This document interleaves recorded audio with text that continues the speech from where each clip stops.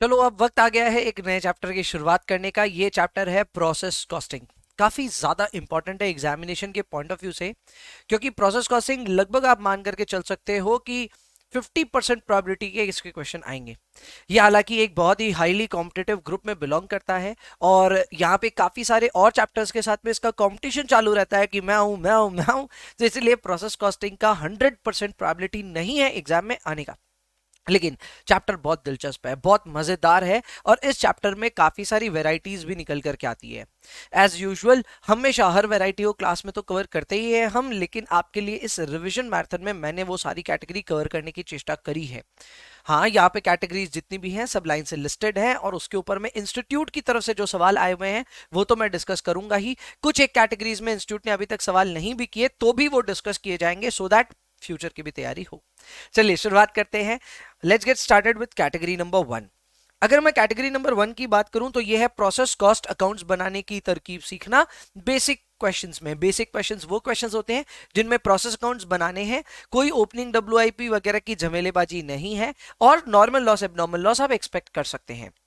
इस तरह के जितने क्वेश्चंस हैं इनमें अपने को कैलकुलेशन करने के लिए बहुत सारे फॉर्मूलों वगैरह की जरूरत पड़ती है, जैसे कि कॉस्ट पर यूनिट कैलकुलेट करना पड़ता है आमतौर पे। तो उसके लिए फॉर्मूला होता है total cost divided by total quantity in case there is no scrap involved. लेकिन कुछ कुछ सवालों में स्क्रैप इन्वॉल्व होता है, तो वहां पे हम नॉर्मल लॉस क्वांटिटी लेंगे और उस पे स्क्रैप पर यूनिट को मल्टीप्लाई करके टोटल स्क्रैप निकालेंगे, टोटल कॉस्ट में से उसको नेट करेंगे एंड डिवाइड करेंगे by total quantity minus normal loss quantity. यानी in nutshell the formula will be total cost minus scrap divided by total quantity minus normal loss quantity। ये होते हैं बहुत ही बेसिक फॉर्मूले ऑफ कॉस्ट पर यूनिट। आगे जाकर के इसी फॉर्मूले को आप तब्दील होते देखेंगे इक्विवेलेंट प्रोडक्शन के केस में, लेकिन फिलहाल ये फॉर्मूला ऐसा ही दिखता है एंड ये काफी सही है। आगे बढ़ते हैं। अब हम बात करें about normal loss and abnormal loss and gain. तो मैं आपको बता दूं, नॉर्मल लॉस का जो वैल्यूएशन प्रोसेस अकाउंट के क्रेडिट साइड में जाता है वो होता है scrap per unit into normal loss quantity, that's it. तो आपको यहाँ पे जो वैल्यू डालनी है नॉर्मल लॉस लिख करके उसका यूनिट्स लिखना है, यूनिट्स को स्क्रैप पर यूनिट से मल्टीप्लाई करते हुए अमाउंट कॉलम में भी लिखना है हमेशा, कभी भी इसमें कोई डिफरेंस आएगा नहीं। लेकिन जहां तक बात है एबनॉर्मल लॉस और गेन की, तो एबनॉर्मल लॉस क्रेडिट साइड में आता है प्रोसेस में, कभी कभी एबनॉर्मल गेन आ जाता है तो फिर डेबिट साइड में आता है। एबनॉर्मल लॉस और गेन दोनों इकट्ठे नहीं आ सकते, दोनों में से कोई एक आता है। अब ये दोनों ही आने पे इनकी valuation is largely dependent on first input which is cost per unit. So यहाँ पे आपको क्या करना है, एबनॉर्मल लॉस या फिर एबनॉर्मल गेन की जो भी क्वांटिटी है आपके पास में उसको कॉस्ट पर यूनिट से मल्टीप्लाई कर दीजिए, you will be getting your values. मुझे पता है जब हम लोग इस तरह से फॉर्मूलों को ब्रश अप कर रहे होते हैं उस समय ना इतना कॉन्फिडेंस जनरेट नहीं होता, सवाल देखते हैं तो ज्यादा होता है। सो डोंट वरी, आपके लिए भरपेटा सवाल है, बहुत सारे सवाल है जिनको हम लोग रिव्यू करेंगे एंड वी विल सी कि ये सारे फॉर्मूले उसमें यूज हो रहे हो। इसके अलावा आप जो ट्रांसफर करते हो टू नेक्स्ट प्रोसेस या फिर फिनिश गुड्स में ट्रांसफर कर देते हो उसकी वैल्यूएशन भी कॉस्ट पर यूनिट पे ही होती है। So you will have to take your finish goods in units and then you will have to multiply that with cost per unit. Costing PL में जो आइटम्स जाते हैं वो प्राइमरीली दो ही आइटम जाते हैं, एबनॉर्मल लॉस और एबनॉर्मल गेन। तो एबनॉर्मल लॉस वाले जो आइटम्स है याद रखिए वो जाते हैं नेट ऑफ स्क्रैप होने के बाद। यानी कि आप एबनॉर्मल लॉस की क्वांटिटी लीजिए, बेशक लीजिए, लेकिन इसको कॉस्ट पर यूनिट में से आप स्क्रैप पर यूनिट जो होगा उसको माइनस कर दीजिएगा फॉर ऑब्वियस रीजंस।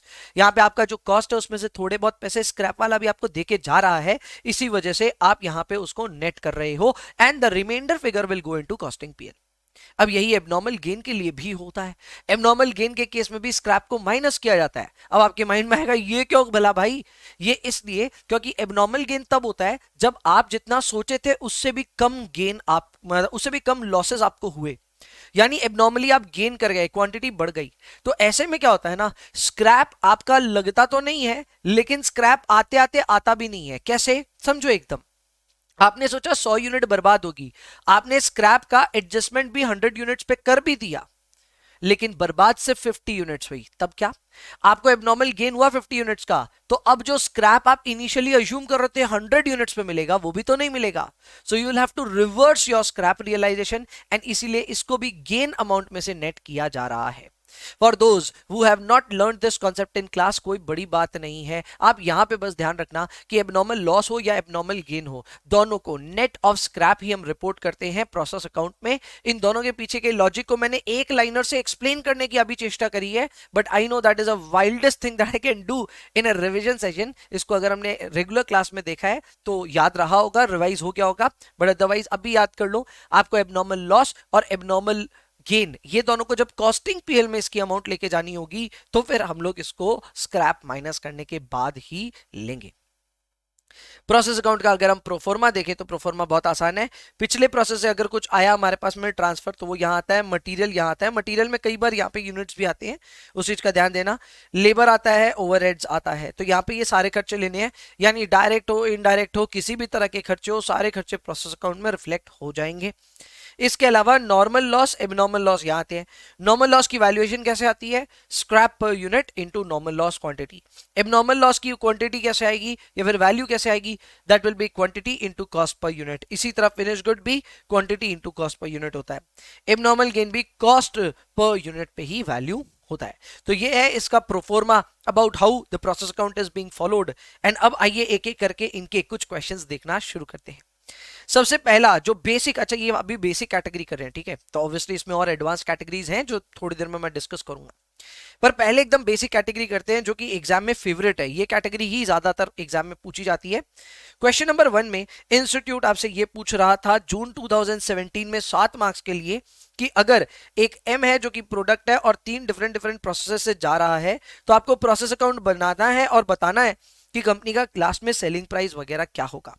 तो देखो इसका पूरा कैलकुलेशन शो करना कैसे होगा, आसान है। 3 प्रोसेस हैं, ए बी और सी, सबके सारे डिटेल्स यहाँ पे मेंशन्ड है। जैसे एग्जांपल के तौर पे लेबर का खर्चा दिया है, वेरिएबल ओवरहेड, फिक्स ओवरहेड दिया है, मटेरियल का खर्चा ये रहा, देखो 10,000 केजी इंटू 40 रुपए, यानी ये हो जाता है 4 लाख रुपए। तो मटेरियल हुआ 4 लाख का, लेबर हुआ 15,000 का, 15,000 का 150% होगा वेरिएबल ओवरहेड, 15,000 का 250% होगा फिक्स्ड ओवरहेड। इस तरह से हम खर्चे यहाँ पे दिखा देंगे प्रोसेस अकाउंट में। बाद बाकी यहाँ पे आपने जो इंसर्ट किए वो थे 10,000 यूनिट्स, उसका 5% यानी 500 वेरी योर नॉर्मल लॉस। तो बाकी एबनॉर्मल लॉस भी होगा, फिनिश गुड्स होगा और डिलीवर्ड या फिर ट्रांसफर टू प्रोसेस बी होगा। So there is a lot of item that we need to actually insert here. ये प्रोसेस ए के लिए काम होगा, फिर बी, फिर सी के लिए भी होगा। तो ये सवाल बनेगा कैसे? बहुत सिंपल है, आइए इसको रिव्यू करते हैं। तो इसको जब हम रिव्यू करने जाएंगे तो ये हमारे सामने इसका सॉल्यूशन पूरा एकदम डिटेल, जैसा मैंने पहले डिस्कस किया सेम वैसा ही है।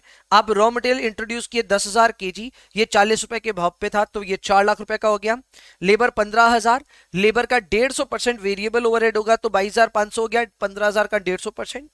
फिक्स्ड ओवरहेड 15,000 का 250 यानी 250%, तो ये हो गया 37,500। डेबिट साइड का काम हो गया। फिर आया normal loss. Normal loss clearly बोला था that is 5% of input. Since our input is 10,000 KG तो उसका 5% होता है 500 केजी, लेकिन क्योंकि स्क्रैप रिपोर्टेड नहीं था तो हमने इसकी वैल्यू नहीं डाली। बाद बाकी फिनिश गुड्स बोला गया 400 यूनिट्स है, हमने लिख लिया।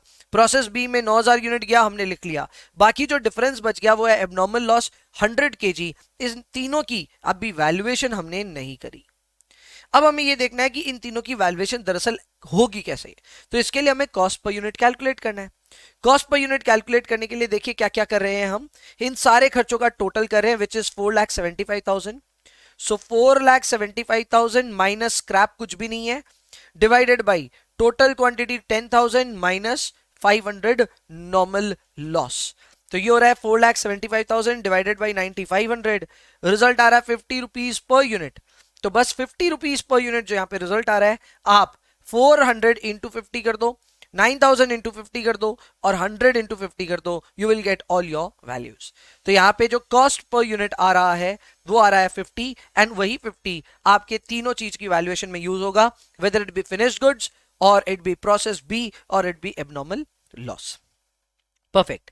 इसके बाद में यही सवाल जब आगे बढ़ेगा तो देखो प्रोसेस बी में जब ट्रांसफर आप किए प्रोसेस ए में, वो रिफ्लेक्ट यहां पे भी करेगा।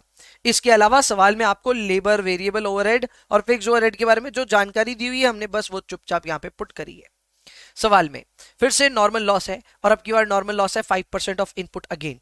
अब आपका इनपुट 9,000 हो चुका है फॉर दिस प्रोसेस, सो 9,000 का 5% होता है 450 unit. Scrap is not given, so not a problem.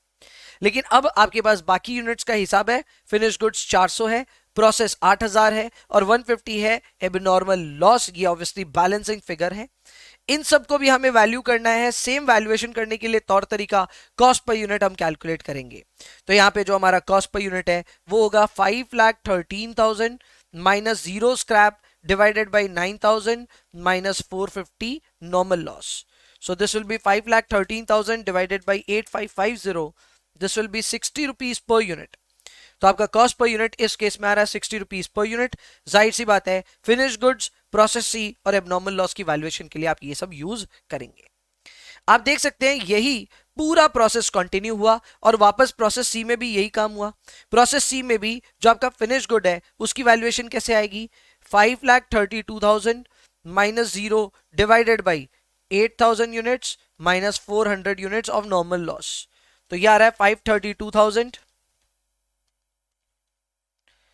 Divided by 7600, so this is 70 rupees per unit.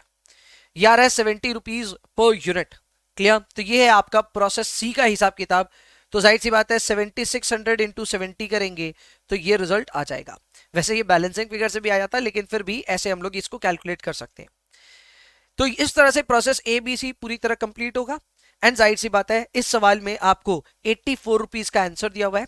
वो इसलिए दिया हुआ है क्योंकि आपके तीनों प्रोसेस कंप्लीट होने के बाद जरूर 70 रुपीज उसका कॉस्ट आएगा, लेकिन उस पर 20% आपको प्रॉफिट मार्कअप भी करना है। So selling price will become 70 plus 20% of 70 and that will be 84 rupees.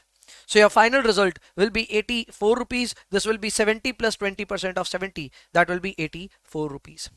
Question number 1, अगर मैं आपको उस सेंस में बताऊं कि ये डिफिकल्टी लेवल पे कहां रेंज करता है, then this is very very basic question. A question which came with no surprises at all. Process A, Process B और Process C ढंग से बस करना था और अगर ये ढंग से आपने कर लिया तो समझ लो आपको आराम से इस क्वेश्चन में 7 नंबर मिल रहे थे, मिल जाएंगे एग्जाम पे। सो प्रोसेस में इस तरह के क्वेश्चन के लिए मेरे ख्याल से सारे स्टूडेंट्स एक्साइटेड रहते होंगे यार यही आ जाए, इससे बस हार्ड नहीं आए। तो अगर ये आ जाए तो डेफिनेटली इसको सॉल्व करने लायक आपका आदत होना चाहिए। सो इसको ढंग से प्रैक्टिस जरूर कीजिएगा। आगे बढ़ते हैं, क्वेश्चन नंबर 2 को डिस्कस करते हैं। ना क्वेश्चन नंबर 2 अगर आप देखेंगे यहाँ पे भी 3 प्रोसेसेस डिस्कस्ड है। यहाँ पे शुरुआत में आपने 2000 टन ऑफ कोपरा खरीदा 1 लाख रुपए में, जिसको जाहिर सी बात है आपने क्रश करने के लिए डाला होगा। क्रश करने के लिए जब आपने डाला तो आपने कई तरह के खर्चे किए, जैसे कि 10,000 का लेबर है, ऐसे 1 लाख का तो मटेरियल ही है, ठीक है, 10,000 का लेबर है, फिर 4,000 सन्ड्री मटेरियल, 3,000 इलेक्ट्रिसिटी स्टीम और उसके बाद रिपेयर का भी खर्चा है। So you have done a variety of cost here. तो ये सब मिल करके आपको बता देंगे कि आपका टोटल कॉस्ट क्या आ रहा है। क्लियर? इसके बाद में आपको यहाँ पे ये बोला हुआ है कि जो आपके फैक्ट्री एक्सपेंसेस है वो 10,000 रुपए के, इसको आपको अपोर्शन करना है in the basis of wages. अब अगर आप वेजेस का हिसाब लगाएंगे तो वेजेस का आपसी रेशियो है 10:6:4, जिसको आप 5:3:2 भी कह सकते हैं। तो इस हिसाब से हमको इस खर्चे को बांटना है और ये आराम से बट जाएगा। ये बटेगा 5,000:3,000:2,000 के रेशियो में। आपको ये बोला गया सवाल में कि आपने जो 2000 टन इंसर्ट किए थे अपने फर्स्ट प्रोसेस में विच वाज क्रशिंग, तो वो आपको आउटपुट 1700 टन का ही दे रहा है। सो 300 टन्स गॉन, स्क्रैप है। इसी के अलावा आप जब 1700 units of crude oil refining में डाल रहे हो तो वो 1540 टन बन के निकलता है, यानी 160 गॉन। और फाइनली जब आप फिनिशिंग स्टेज में जाते हो तो आप इंसर्ट करते हो 1540, जो कि आपका आउटपुट के तौर पे सिर्फ 1500 ही निकलता है, 40 गॉन। आपको ये बोला है कि आप यहां पे कुछ स्क्रैप रियलाइज कर रहे हैं। सबसे पहला sale of 2000 rupees from sale of sacks. Now this is important.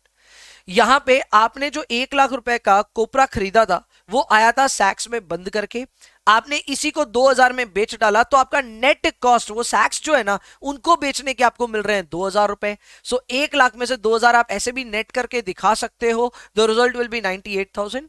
अगर आप वैसे कंफर्टेबल नहीं हो तो आप 1 लाख दिखाना डेबिट साइड में, 2000 दिखाना सेल ऑफ सैक्स या फिर स्क्रैप ऑफ सैक्स बोल करके 2000 रुपीज नेट में वो 98,000 रुपीज का ही खर्चा दिखेगा। इसके अलावा बोला है कि आपने जो कोपरा रेजिडुअल 250 टन है उनको सेल किया 5,000 रुपीज में। Now here is a catch. यहां पे सबसे बड़ा कैच ये है कि आप जब इंसर्ट किए इनपुट के तौर पे आपने 2000 टन का माल डाला था अपने क्रशिंग प्रोसेस में, जिसका आउटपुट 1700 निकला, तो फिर यहां पे जो स्क्रैप हुआ वो 250 टन कैसे हो सकता है? अब ये एक बड़ी प्रॉब्लम आ गई।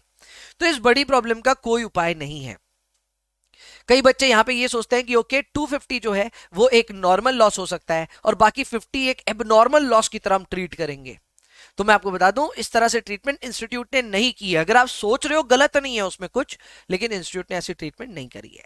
इंस्टीट्यूट ने ये माना है कि भाई ये जो, और क्योंकि इस पे कमेंट्री है भी नहीं, तो देखिए तो ग्रे एरिया तो है। इंस्टीट्यूट ने बोला 1700 ही हम आगे फॉरवर्ड करेंगे, और जितनी आसानी से ये बात बोली गई है उसके हिसाब से ये नॉर्मल लग रहा है कि 300 टन हमारा नुकसान होना था। अब वो 300 पूरा का पूरा बिकेगा ऐसा जरूरी नहीं है, उसमें से 250 टन ही बिका, क्या कर लोगे? So that is also very obvious. आपको यहाँ पे बेसिकली दिया हुआ है कि भैया 5000 रुपए आपको स्क्रैप के तौर पे मिले, सो इसको बस कंसिडर करना है आपको अपने खर्चे की कैलकुलेशन में। तो आपका खर्चा अभी तक कितना आ रहा था देख लेते हैं भाई। 1 लाख रुपीस का जो आपका खर्चा था मटेरियल पे, इस पे 2000 रुपए तो आप माइनस कर लो कोपरा का जो सैक्स बेचा गया उस पे। इसके अलावा लेबर 10,000 का, 4000 का मटेरियल, 3000 का electric power, 2000 steam, 2000 repair, correct.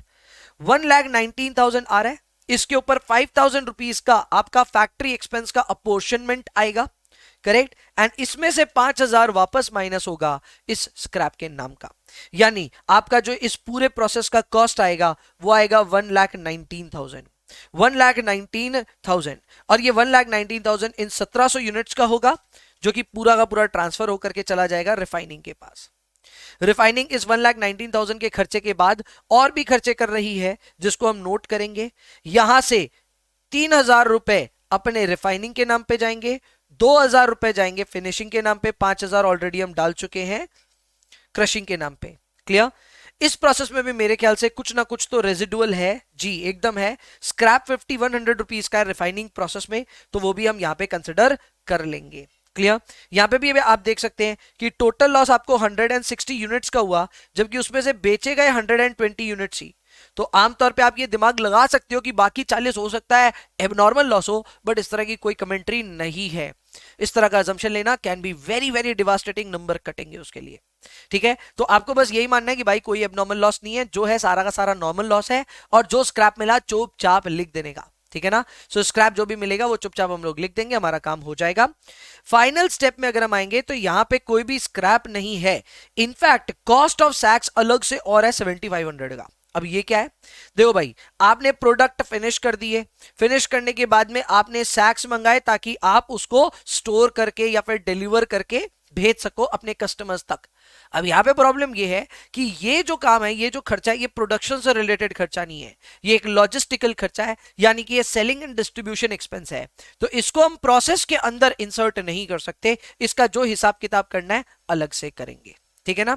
तो आइए इन सारे मेथड्स का अब देखते हैं कि कैलकुलेशन हम कैसे करेंगे। लेकिन ये कैलकुलेशन करते वक्त मैं चाहता हूं कि हम एकदम फॉर्मेट ओरिएंटेड ही बात करें, ऐसा जरूरी नहीं है। हम देखते हैं कि क्या हम ऐसे ही इन सारी चीजों को सॉल्व कर सकते हैं क्या। सो आइए एक अलग स्टाइल में इनको स्टडी करते हैं। जैसे 1,19,000 में आपको प्रोसेस 1 का खर्चा बताया, तो लेट्स रिव्यू कि क्या वो सच में आएगा क्या। तो अगर हम रिव्यू करने जाएं तो यहां पे आपके पास में सारा का सारा सिस्टम है, आप देख सकते हैं। क्रशिंग पे आप देख सकते हैं मैंने सब तरह का आइटम लिख दिया है, ठीक है, लेकिन पूरा प्रोसेस नहीं दिखाया आपको। सीधा 1,19,000 अपना यहाँ पे कॉस्ट आ रहा है। हम 1,19,000 ऑलरेडी रिव्यू कर चुके हैं, करेक्ट। इसके अलावा 1,19,000 वहां पे जो प्रोसेस नेक्स्ट प्रोसेस में ट्रांसफर हुआ, यहाँ पे इनपुट हो जाएगा। बाकी जितने हमने खर्चे किए सारे के सारे खर्चे यहाँ आ जाएंगे, इंक्लूडिंग फैक्ट्री एक्सपेंस का अपोर्शन्ड आइटम। आपको स्क्रैप 160 यूनिट्स करने को मिल गया, ठीक है। अब देखो यहाँ पे बुक में लिखा हुआ था 120, लेकिन हमने इसको 160 पकड़ लिया। Y?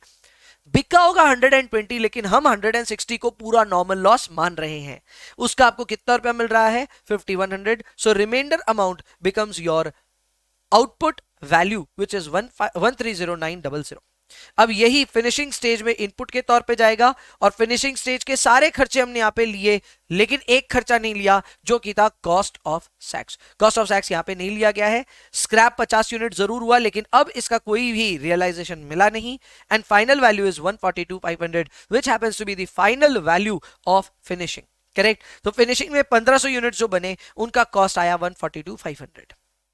Finally cost of production 142,500 तो था ही, इसमें हमने कॉस्ट ऑफ सैक्स जो कि 7,500 है, जो कि एक तरह का सेलिंग एंड डिस्ट्रीब्यूशन ओवरहेड है, उसको भी जोड़ दिया, तो कॉस्ट ऑफ सेल्स आ गया 1.5 लाख रुपए। इस सवाल की यही रिक्वायरमेंट थी कि हम ये तीनों प्रोसेसेस करके कॉस्ट ऑफ सेल्स तक पहुंच जाएं, और हम पहुंच चुके हैं। इसका फाइनल रिजल्ट 1,50,000 है फॉर कॉस्ट ऑफ सेल्स, जबकि कॉस्ट ऑफ प्रोडक्शन के लिए इसका फाइनल आंसर होगा 1,42,500। परफेक्ट भैया, बहुत ही आसान और बहुत ही ज्यादा स्ट्रेट फॉरवर्ड कैटेगरी के ये सवाल हैं। थोड़ा सा कैटेगरी बदलिए भैया, कैटेगरी बदलिए, ये सब बहुत आसान है। तो आओ जी, कैटेगरी बदल रहा हूं मैं। अब जो आपके सामने कैटेगरी रख रहा हूं वो है WIP वाला, और जैसे ही WIP की कैटेगरी आती है, इसका मतलब आपको स्टेटमेंट ऑफ इक्विवेलेंट प्रोडक्शन बनाना है। स्टेटमेंट ऑफ इक्विवेलेंट प्रोडक्शन बनाते वक्त एक चीज का एकदम ध्यान रखिएगा कि एक तो इसका स्टेटमेंट बहुत मस्त बनता है, दूसरे यहाँ पे बहुत सारे मेथड्स होते हैं, फीफो, लीफो, वेटेड एवरेज। हर मेथड के अपने अपने रूल्स हैं, उन रूल्स का पालन करना बहुत ज्यादा जरूरी है। इसके अलावा यहाँ पे एक स्पेशल सवाल भी आता है जहां पे एक नहीं बल्कि सडनली 2 मटेरियल आने लग जाते हैं। वो सवाल होते हैं इंटरमीडिएट प्रोसेसेस के, यानी आप एक ऐसे प्रोसेस से डील कर रहे हो जिसके आगे भी एक प्रोसेस था। जब ऐसी सिचुएशन हो जाती है, then you are dealing with 2 material types, material A and material B, या फिर मटेरियल 1 मटेरियल 2, और वहां पे स्टेटमेंट ऑफ इक्विवेलेंट प्रोडक्शन थोड़ा अलग अंदाज में बनता है। मैं आपको उसी कैटेगरी का सवाल कराऊंगा क्योंकि वो बहुत फेवरेट है, एग्जाम में काफी बार आती है। अगर मैं CA इंटरमीडिएट की बात करूं तो उनके तो एग्जाम में रिसेंटली आया था, करेक्ट, और वैसे ही CMA इंटरमीडिएट में भी आ सकता है, उनके नवंबर 2022 में आया था, तो ये मुझे लगता है कि जनवरी 2023 के एग्जाम में तो आ ही सकता है। तो ये चीज का ध्यान रखिएगा कि इस तरह की कैटेगरी प्रैक्टिस करना बहुत जरूरी है, मैं अभी ये कराऊंगा।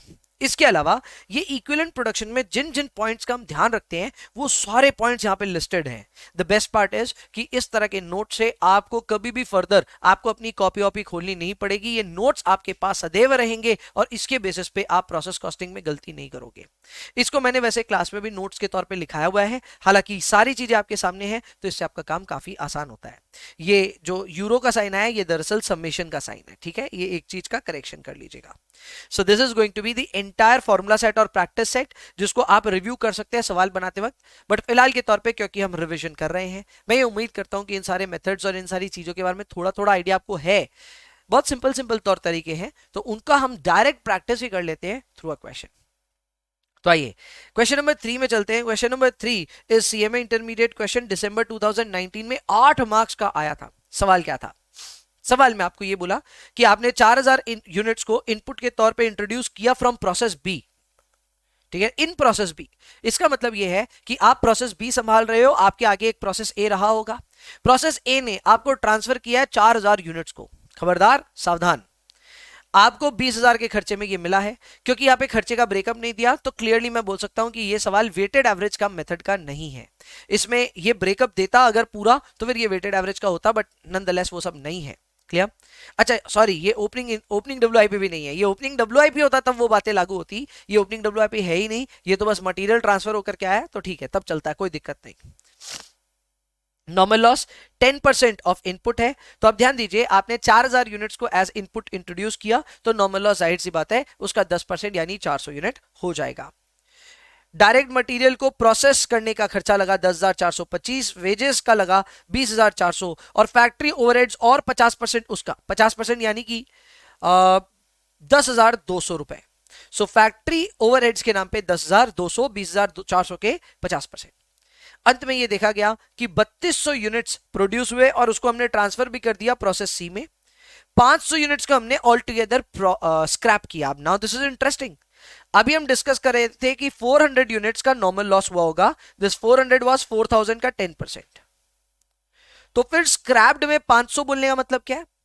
इसका मतलब यह है कि नॉर्मल लॉस के अलावा आपको एक एबनॉर्मल लॉस भी है इस सवाल में, विच इज हिडन ऑब्वियसली, वो 100 यूनिट्स का है। बाद बाकी आपको बोला है स्क्रैप का रिलेशन 5 रुपए पर यूनिट के हिसाब से है, और स्क्रैप्स जितने भी थे वो सब 50% प्रोसेस थे। ये इंफॉर्मेशन एबनॉर्मल लॉस के लिए दी हुई है। 300 यूनिट्स आपके पास इनकम्प्लीट है, यानी कि क्लोजिंग WIP में है, और उस पर मटेरियल का काम 75% और वेजेस और ओवरहेड का काम 50-50% हुआ हुआ है।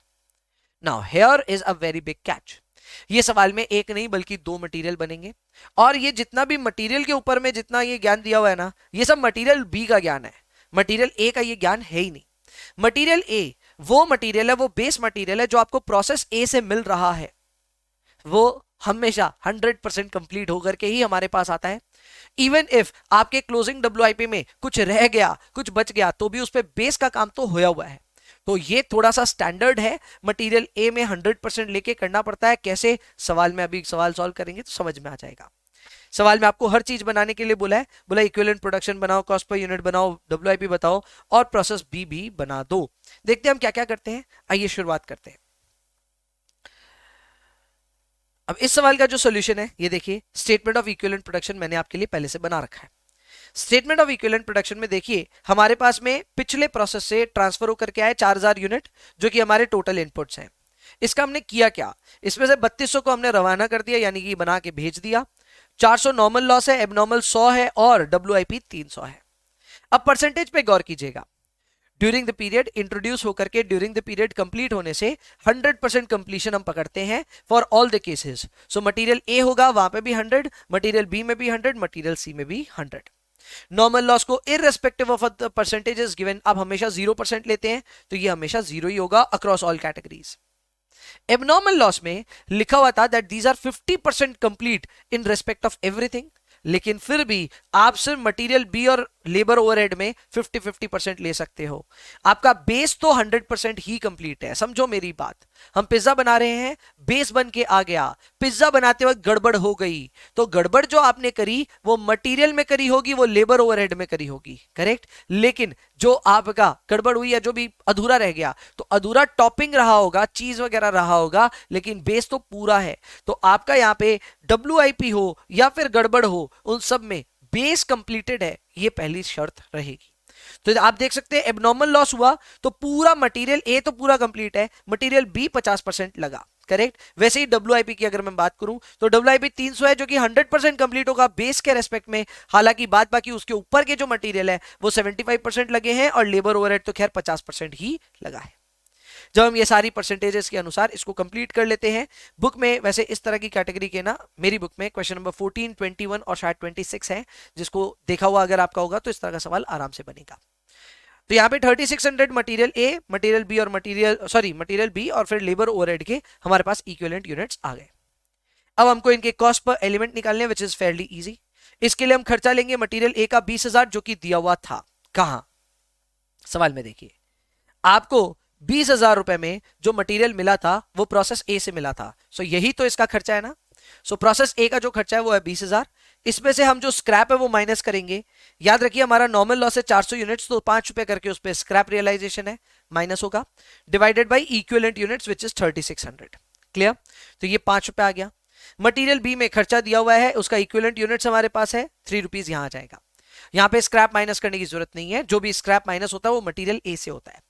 एंड फाइनली लेबर ओवरहेड, दोनों की अमाउंट्स को हमने यहाँ पे ऐड किया, डिवाइड किया इनके इक्विवेलेंट नंबर्स से, इक्विवेलेंट यूनिट से, तो उसका भी कॉस्ट पर इक्विवेलेंट यूनिट आ गया। फिर हमने अपोर्शनमेंट ऑफ कॉस्ट किया।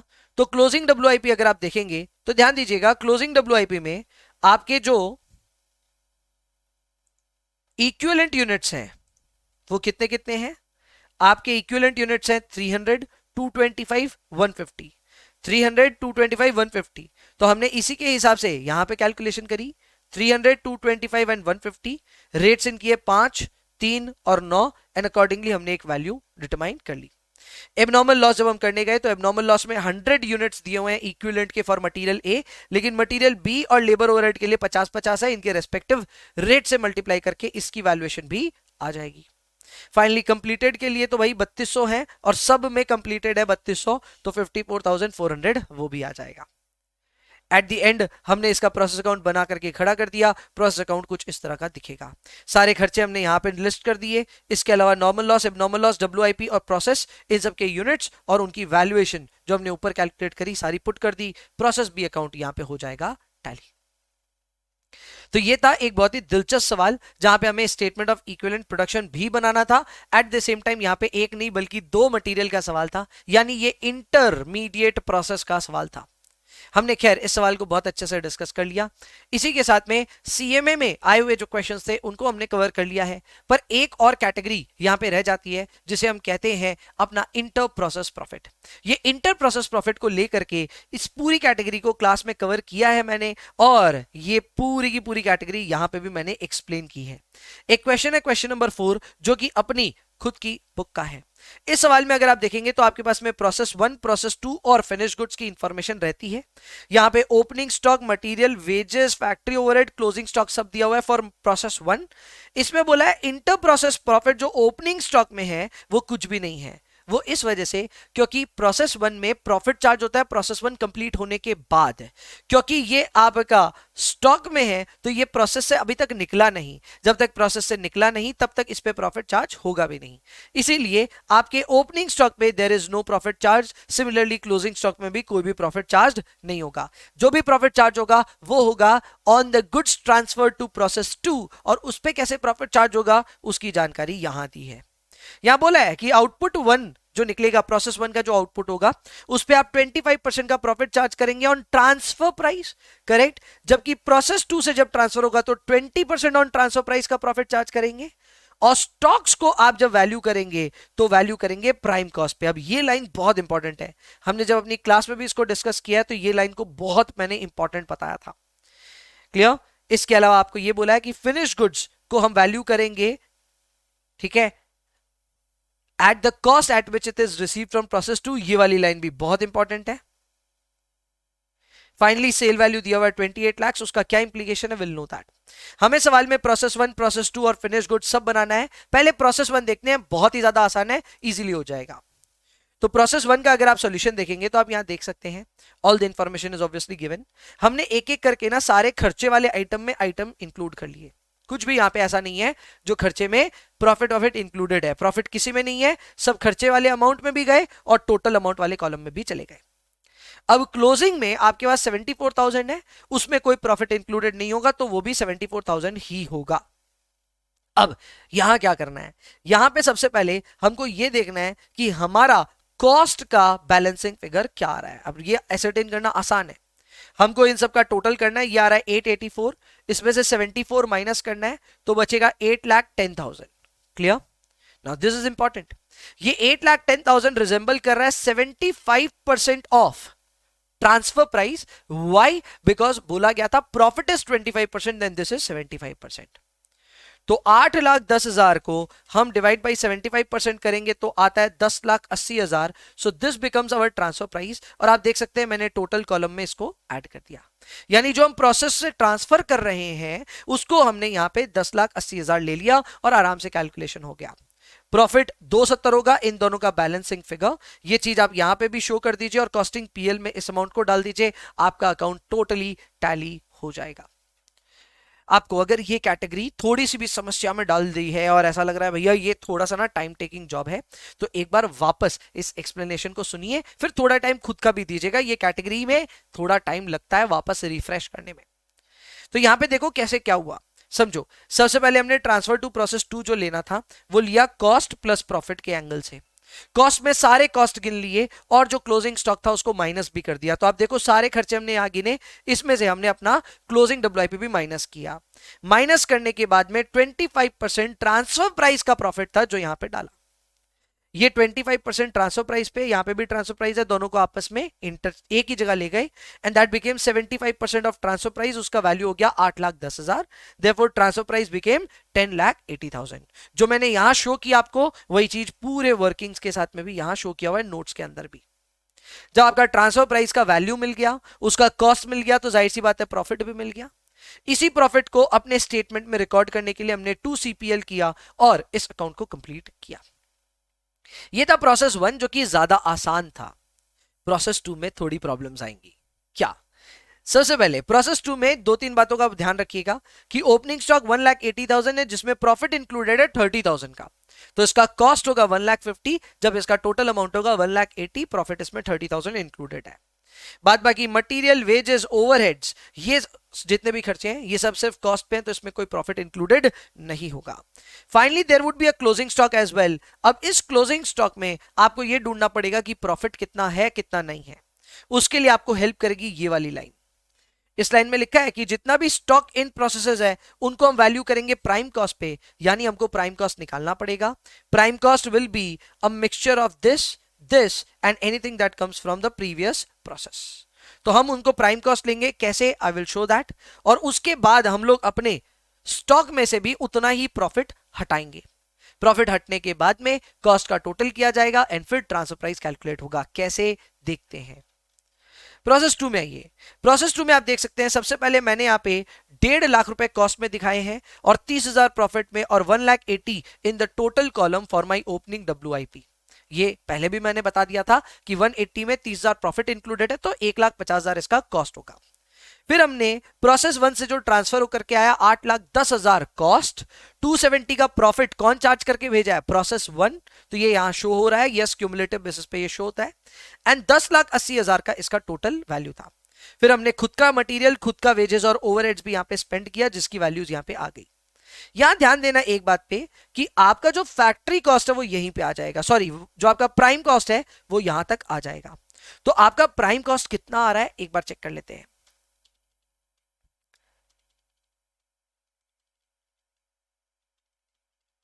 आपका प्राइम कॉस्ट यहां आ रहा है 15 लाख कॉस्ट कॉलम में, प्रॉफिट कॉलम में 3 लाख और टोटल कॉलम में 18 लाख।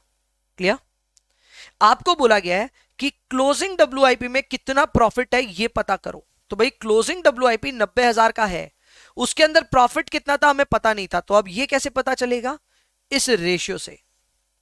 जब हमारे प्राइम कॉस्ट में 3 लाख का प्रॉफिट छुपा हुआ है जबकि उसका वैल्यू है 18 लाख, तो फिर इसी रेशियो को हम यूज करेंगे अपने 90,000 पे भी in order to find the profit hidden in this closing stock.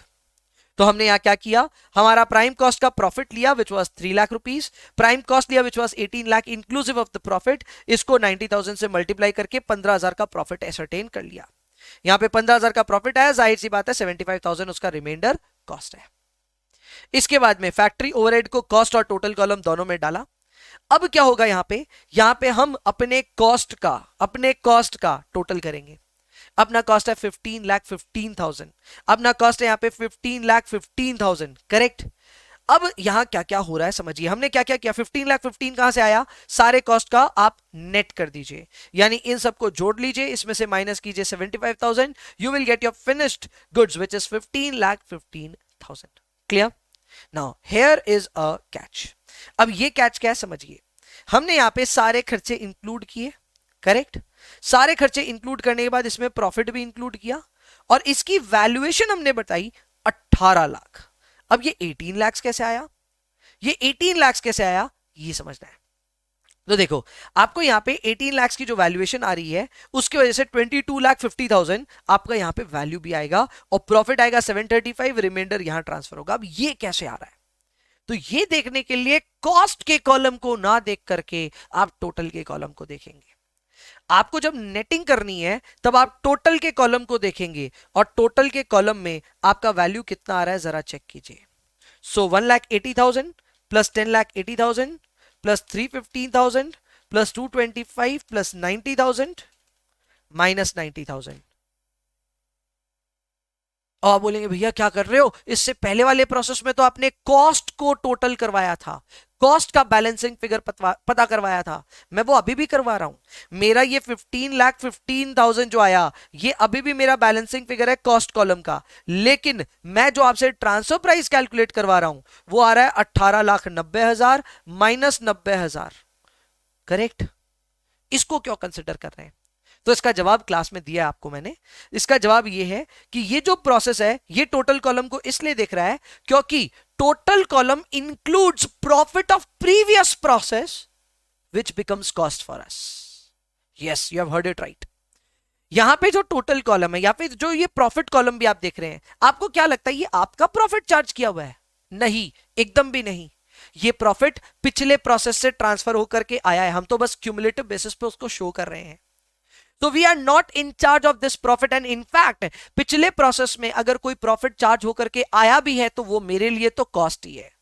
आप खुद सोचो, अगर कोई डिपार्टमेंट है आपको सर्व करता है और वो थोड़ा प्रॉफिट मार्जिन लगा करके आपको प्रोडक्ट देता है तो आपको उसके प्रॉफिट से क्या, आपके लिए तो जो फाइनल प्राइस है वही आपके लिए कॉस्ट है, एंड इसीलिए यहां पे हम टोटल कॉलम को देखते हैं ना कि कॉस्ट कॉलम को। यही इस सवाल को स्पेशल बनाता है। जब हम प्रोसेस 1 करते हैं उस समय कॉस्ट कॉलम को इसलिए देखते हैं क्योंकि उसके आगे कोई प्रोसेस नहीं था, लेकिन जैसे ही प्रोसेस 2 में आते हैं तो अब इसके आगे एक प्रोसेस था, एंड इस वक्त जो हम अपना ट्रांसफर प्राइस कैलकुलेट करना चाहते हैं उसके लिए हम लेंगे 18,90,000 माइनस 90,000। ये टोटल कॉलम से निकला, इसके पीछे का रीजन मैंने आपको बताया। जाहिर सी बात है, profit at 20% of transfer price, तो इसको हम डिवाइड करेंगे by 80% and we will get the result of 2250। ये 2250 हमारा ट्रांसफर प्राइस होगा, एंड ये यहां पे आ गया, एंड इसमें 735 का हमको और प्रॉफिट दिखाना है, जिसमें से 4.5 लाख का प्रॉफिट हमारे खुद के पीएल में जाएगा in the name of profit from process 2। इसी तरह लास्ट में फिनिश गुड्स भी बनेंगे। फिनिश स्टॉक बनाते वक्त आपको ओपनिंग WIP की एंट्री करनी है, जिसका प्रॉफिट अलग से दिया हुआ था। आपने जो पिछले प्रोसेस से ट्रांसफर किया वही आपको यहां लेना है, लेकिन अब यहां थोड़ा सा डिफरेंस है। यहां जो क्लोजिंग स्टॉक है, ये क्लोजिंग स्टॉक को हमने वैल्यू किया है at the same rate in which it was transfer from the previous process. ये लाइन लिखी हुई है, यहां देखो ये लाइन लिखी हुई है, इस लाइन को अच्छे से पढ़ो। Finished stock is valued at the same price at which it is received from process 2। तो यहां पे जब हम इसका प्रॉफिट ढूंढ रहे हैं तो प्रॉफिट का परसेंटेज ले रहे हैं from the information which is given in process 2, and यही आप देख सकते हैं यहां पे स्टॉक का काम करते वक्त हमने प्रॉफिट जो लिया ये प्रोसेस 2 का है, और हमने जो ट्रांसफर प्राइस भी जो लिया वो प्रोसेस 2 का है।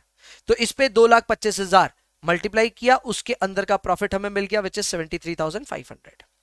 तो आपका जो क्लोजिंग स्टॉक है उसके अंदर कितना प्रॉफिट है और कितना कॉस्ट है ये पता चला इस वाले ट्रीटमेंट से, करेक्ट। इसके अलावा जो फाइनली आपका सेल वैल्यू है वो 28 लाख ऑलरेडी दिया हुआ है, और बाद बाकी आपको खर्चों को नेट करना है। कॉस्ट यहां पे आ जाएगा एंड प्रॉफिट यहां पे आ जाएगा, बैलेंसिंग कर से अपने आप काम हो जाएगा, एंड ये वाला जो अमाउंट है ये कॉस्टिंग पीएल में चला जाएगा। इधर ज्यादा मगजमारी करने की जरूरत नहीं है, इधर आपको ट्रांसफर प्राइस कैलकुलेट करने की जरूरत नहीं है, क्योंकि ये ट्रांसफर प्राइस ऑलरेडी दिया हुआ है सवाल में, मेरे ख्याल से तो दिया हुआ है। Let me just check it out. हाँ 28 लाख दिया हुआ था, तो क्योंकि आपको ये ट्रांसफर प्राइस अलग से पहले से ही दे दिया था तो आपको ट्रांसफर प्राइस के लिए अलग से मगजमारी करने की जरूरत नहीं पड़ी, और बस वही चीज हम लोग शो किए एंड बाद बाकी सारा बैलेंसिंग किया। यहां पे आ गया हमारा costing PL to the tune of 3,25,000। Finally इसका एक क्लोजिंग स्टॉक कैसे कॉस्टिंग पीएल कैसे बना उसके ऊपर में भी सारी इंफॉर्मेशन है। यहां ध्यान रखने वाली बात यह है कि जितने भी क्लोजिंग स्टॉक है उन सब में प्रॉफिट जुड़े हुए हैं, तो उनको रिवर्स करना पड़ता है। तो क्लोजिंग स्टॉक के प्रॉफिट्स को रिवर्स करते हैं डेबिट साइड में जाकर के, ओपनिंग स्टॉक के प्रॉफिट्स को रिवर्स करते हैं क्रेडिट साइड में जाकर के। बाद बाकी प्रोसेस 1, प्रोसेस 2 और फिनिश गुड से हमारे पास प्रॉफिट्स आए हैं, ये अपने इस तरफ दिखाएंगे कॉस्टिंग पीएल की क्रेडिट साइड में, and the result figure will be net profit. तो याद रखिएगा जितने भी क्लोजिंग स्टॉक होते हैं उसमें प्रॉफिट हम दिखाते जरूर है, लेकिन उनको रिवर्स करना पड़ता है, because stock needs to be valued at cost not at profit. Clear? तो ये था अपना ये पूरा का पूरा ट्रीटमेंट, एंड ये बहुत अच्छा और दिलचस्प सवाल है। मैं चाहूंगा कि क्वेश्चन नंबर 4 एक बार आप अच्छे से देख करके जाएं। This is related to inter process profit, not asked in the exam but very likely to be asked in the exam. So please do this question, you don't need to solve any other question on inter process profit after that.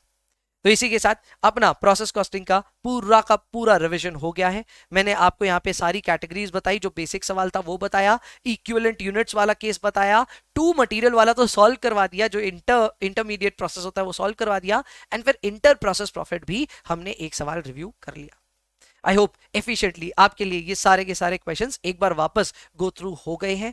जिन लोगों को ऐसा लगता है कि sir हमारे को ना अभी भी थोड़ा सा ऐसा डर लग रहा है, ये रिवीजन के दौरान कई बातें हमने कनेक्ट नहीं करी, कोई बात नहीं, आप एक बार अच्छे से खुद से बैठिए इस चैप्टर के साथ, this will give you a lot of strength. बात बाकी अभी के लिए सारे इंपॉर्टेंट क्वेश्चंस मैंने डिस्कस कर लिए। मिलते हैं अब नेक्स्ट चैप्टर की तरफ चलते हैं और उसी में मिलते हैं।